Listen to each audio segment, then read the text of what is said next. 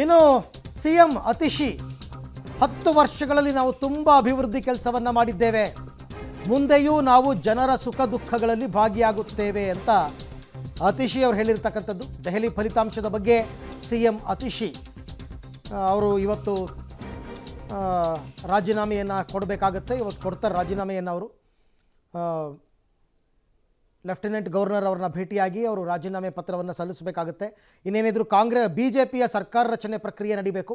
ಅದರ ನಡುವೆನೂ ಕೂಡ 10 ವರ್ಷಗಳಲ್ಲಿ ಜನರು ಕೊಟ್ಟ ಅವಕಾಶವನ್ನು ಸದುಪಯೋಗ ಮಾಡಿಕೊಂಡಿದ್ದೀವಿ ಅಂತ ಹೇಳಿದ್ದಾರೆ. ಇನ್ನು ಪ್ರಧಾನಿ ಮೋದಿ ಅವರ ಪ್ರತಿಕ್ರಿಯೆ, ಇದು ಅಭಿವೃದ್ಧಿಯ ಗೆಲುವು, ಉತ್ತಮ ಆಡಳಿತದ ಗೆಲುವು ಅಂತ ಅಭಿಪ್ರಾಯಪಟ್ಟಿದ್ದಾರೆ. BJPಯ ಸಹೋದರ ಸಹೋದರಿಯರಿಗೆ ಗೆಲುವಿನ ಶುಭಾಶಯ, ನಿಮ್ಮೆಲ್ಲರಿಗೂ ಹೃತ್ಪೂರ್ವಕ ಶುಭವನ್ನು ಕೋರುತ್ತೇನೆ ಅಂತ ಹೇಳಿದ್ದಾರೆ. ದೆಹಲಿ ಅಭಿವೃದ್ಧಿಗೆ ನಾವು ಗ್ಯಾರಂಟಿಯನ್ನು ಕೊಡುತ್ತೇವೆ.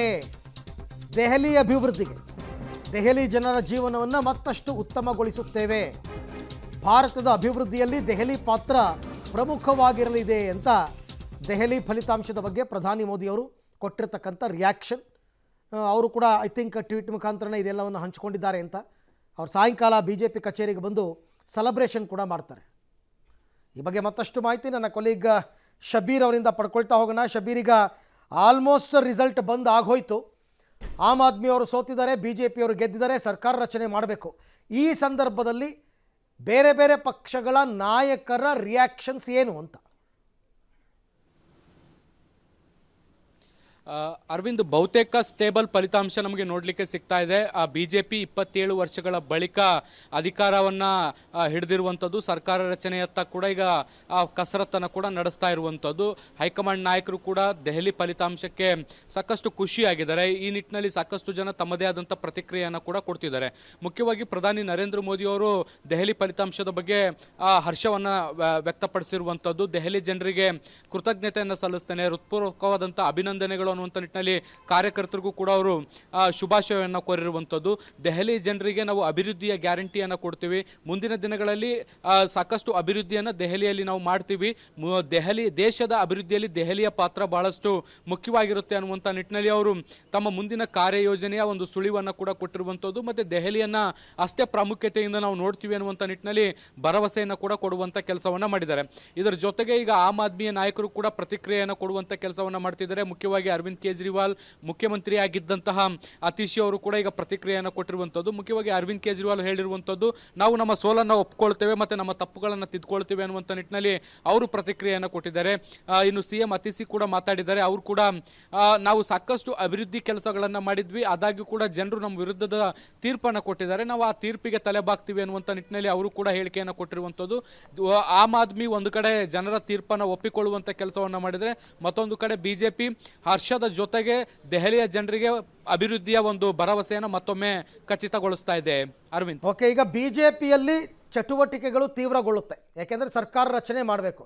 ಆ ನಿಟ್ಟಿನಲ್ಲಿ ಈ ಕ್ಷಣದಿಂದಲೇ ಏನಾದರೂ ಭಾರಿ ಪಕ್ಷದ ಚಟುವಟಿಕೆಗಳು ಕಂಡು ಬರ್ತಾ ಇದೆಯಾ ದೆಹಲಿಯಲ್ಲಿ, ಹೇಗೆ ಅಂತ? ಅರವಿಂದ್, ಇನ್ನೂ ಕೂಡ BJP ಸೆಲೆಬ್ರೇಷನ್ ಮೋಡ್ನಲ್ಲಿದೆ. 27 ವರ್ಷಗಳ ಬಳಿಕ ಪಕ್ಷ ಅಧಿಕಾರಕ್ಕೆ ಬಂದಿದೆ ದೆಹಲಿಯಲ್ಲಿ. ಹೀಗಾಗಿ ಸಂಭ್ರಮಾಚರಣೆಗಳು ನಡೀತಾ ಇದೆ. ಒಂದು ಕಡೆಗೆ ಕೇಂದ್ರ BJP ಕಚೇರಿ, ಮತ್ತೊಂದು ಕಡೆ ರಾಜ್ಯ BJP ಕಚೇರಿ. ಎರಡೂ ಕಚೇರಿಯ ಮುಂಭಾಗದಲ್ಲಿ ಕಾರ್ಯಕರ್ತರು ಸಹಸ್ರ ಸಂಖ್ಯೆಯಲ್ಲಿ ಜಮಾವಣೆ ಆಗ್ತಾ ಇದ್ದಾರೆ, ಸಂಭ್ರಮಾಚರಣೆ ಮಾಡ್ತಾ ಇದ್ದಾರೆ, ಸಿಹಿ ಹಂಚ್ತಾ ಇದ್ದಾರೆ, ನೃತ್ಯ ಮಾಡ್ತಿದ್ದಾರೆ, ಪಟಾಕಿ ಸಿಡಿಸ್ತಾ ಇದ್ದಾರೆ. ಹೀಗೆ ತಮ್ಮದೇ ಆದಂತಹ ರೀತಿಯಲ್ಲಿ ಈ ಒಂದು ಖುಷಿಯನ್ನು ವ್ಯಕ್ತಪಡಿಸುವಂಥ ಕೆಲಸವನ್ನು ಕೂಡ ಮಾಡ್ತಿದ್ದಾರೆ. ಇವತ್ತು ಇಡೀ ದಿನ ಯಾವುದೇ ರೀತಿಯಾದಂಥ ರಾಜಕೀಯ ಚಟುವಟಿಕೆಗಳು ನಡೆಯಲ್ಲ, ಕೇವಲ ಫಲಿತಾಂಶದ ಮೇಲೆ ನಿರ್ದಿಷ್ಟವಾಗಿ ಕೇಂದ್ರೀಕರಿಸುವಂಥ ಕೆಲಸವನ್ನು BJP ಹೈಕಮಾಂಡ್ ಮಾಡಿರುವಂಥದ್ದು. ಎಲ್ಲ ಫಲಿತಾಂಶ ಬಂದ ಬಳಿಕ ಮುಂದಿನ ಹಂತದಲ್ಲಿ ಸರ್ಕಾರ ರಚನೆಗೆ ಸಂಬಂಧಪಟ್ಟಂತೆ ಕಸರತ್ತು ಕೂಡ ಶುರುವಾಗುತ್ತೆ.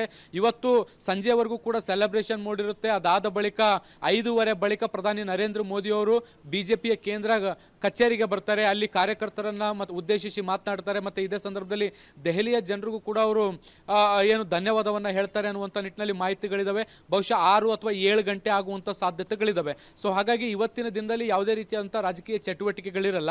ನಾಳೆಯಿಂದ ಮುಖ್ಯಮಂತ್ರಿ ಅಭ್ಯರ್ಥಿಯ ಆಯ್ಕೆ ವಿಚಾರಕ್ಕೆ ಸಂಬಂಧಪಟ್ಟಂತೆ ಬೆಳವಣಿಗೆಗಳು ಶುರುವಾಗುತ್ತೆ. ಈ ಸಂದರ್ಭದಲ್ಲಿ ಯಾರನ್ನ ಮುಖ್ಯಮಂತ್ರಿ ಮಾಡಬೇಕು ಅನ್ನುವಂಥ ನಿಟ್ಟಿನಲ್ಲಿ ಹೈಕಮಾಂಡ್ ಕೂಡ ಚರ್ಚೆಗಳು ಮಾಡುವಂಥ ಸಾಧ್ಯತೆಗಳಿದ್ದಾವೆ. ವೀಕ್ಷಕರನ್ನ ನೇಮಕ ಮಾಡ್ತಾರೆ. ವೀಕ್ಷಕರು ಎಲ್ಲ ಶಾಸಕರ ಅಭಿಪ್ರಾಯವನ್ನು ಪಡೆದು ಅಂತಿಮವಾಗಿ ಯಾರನ್ನ ಮುಖ್ಯಮಂತ್ರಿ ಮಾಡಬೇಕು ಅನ್ನುವಂಥ ನಿಟ್ಟಿನಲ್ಲಿ ನಿರ್ಧಾರಗಳನ್ನು ಕೂಡ ಮಾಡ್ತಾರೆ. ಬಹುಶಃ ಮುಂದಿನ 2-3 ದಿನಗಳ ಕಾಲ ಈ ಪ್ರಕ್ರಿಯೆ ನಡೆಯುವಂಥ ಸಾಧ್ಯತೆಗಳಿದ್ದಾವೆ. ರೈಟ್, ಥ್ಯಾಂಕ್ ಯು ತಮ್ಮೆಲ್ಲ ಮಾಹಿತಿಗೆ ಶಬೀರ್. ಇವತ್ತಿಡೀ ದಿನ ಸಂಭ್ರಮಾಚರಣೆಗೆ ಮೀಸಲು. ಯಾಕೆಂದರೆ ಬೇರೆ ಬೇರೆ ರಾಜ್ಯಗಳನ್ನ ಬಿ ಜೆ ಪಿ ಗೆದ್ದಾಗ ಡೆಲ್ಲಿ ಬಿ ಜೆ ಪಿ ಆಫೀಸಲ್ಲಿ ಇವರೆಲ್ಲ ಸೆಲೆಬ್ರೇಟ್ ಮಾಡ್ತಾಯಿದ್ರು, ನಾವು ನೋಡ್ತಾ ಇದ್ವಿ. ಈಗ ಅವರೇ ಗೆದ್ದಿದ್ದಾರೆ, ಇನ್ನು ಹೆಂಗಿರಬೇಕು ಅವರ ಸೆಲೆಬ್ರೇಷನ್ನು. ಹಾಗಾಗಿ ಸಾಕಷ್ಟು ಜನ ಈಗಾಗಲೇ ಸಾವಿರಾರು ಸಂಖ್ಯೆಯಲ್ಲಿ ಸೇರ್ತಾ ಇದ್ದಾರೆ. ಪ್ರಧಾನಿ ಮೋದಿ ಅವರು ಕೂಡ ಬಿ ಜೆ ಪಿ ಕಚೇರಿಗೆ ಬರ್ತಾರೆ, ಬಂದು ಅವರು ಕಾರ್ಯಕರ್ತರನ್ನು ಉದ್ದೇಶಿಸಿ ಭಾಷಣವನ್ನು ಮಾಡ್ತಾರೆ. ಹಾಗಾಗಿ ಇಡೀ ದಿನ ಇವತ್ತು ಸೆಲೆಬ್ರೇಷನ್ಗೆ ಮೀಸಲು. ನಾಳೆಯಿಂದ ಆ್ಯಸ್ ಯೂಶುವಲ್ ಇವೆಲ್ಲ ನಡೆಯುತ್ತೆ. ಒಂದು 10 ದಿವಸದಲ್ಲಿ ಎಲ್ಲವೂ ಕೂಡ ಮುಕ್ತಾಯ ಆಗುತ್ತೆ. ಮುಖ್ಯಮಂತ್ರಿ ಯಾರಾಗಬೇಕು, ಮಂತ್ರಿಗಳು ಯಾರನ್ನ ಮಾಡಬೇಕು, ಇವೆಲ್ಲವೂ ಕೂಡ ಗೊತ್ತಿರ್ತಕ್ಕಂಥದ್ದು. ಇದನ್ನೆಲ್ಲ ಪಕ್ಷ ಹೇಗೆ ಹ್ಯಾಂಡ್ಲ್ ಮಾಡುತ್ತೆ, ಅಳೆದು ತೂಗಿ ಯಾರನ್ನ ಮಂತ್ರಿ ಮಾಡುತ್ತೆ, ಮುಖ್ಯಮಂತ್ರಿ ಮಾಡುತ್ತೆ ಪಕ್ಷ, ಇವೆಲ್ಲವನ್ನು ಕೂಡ ಮುಂದಿನ ದಿನಗಳಲ್ಲಿ ಕಾದು ನೋಡಬೇಕು.